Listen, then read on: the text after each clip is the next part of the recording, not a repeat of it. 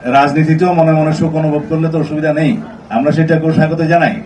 কিন্তু ঐকমত্য কমিশনের রেকর্ড এবং জাতির সামনে যে বক্তব্য আমরা দিয়েছি বিএনপির পক্ষ থেকে, আমি সেই প্রস্তাবগুলো দিয়েছি। আমি বলেছি যে জুলাই জাতীয় সনদ প্রণীত হয়েছে, সেই দিন পর্যন্ত স্বাক্ষর বাকি ছিল, স্বাক্ষরের সিদ্ধান্ত হবে।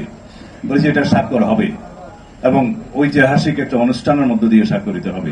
সেই জুলাই জাতীয় সনদ স্বাক্ষরিত হওয়ার পরে টোটাল সম্পূর্ণ জাতীয় সনদের বাস্তবায়নের উপরে জনগণের আমরা একটা সার্বভৌম জনগণের সম্মতি নেব, যাতে তার উপরে আর কোনো আইনি ভিত্তি বলার কোনো সুযোগ না থাকে। কারণ ওইটাই সর্বোচ্চ আইনি ভিত্তি।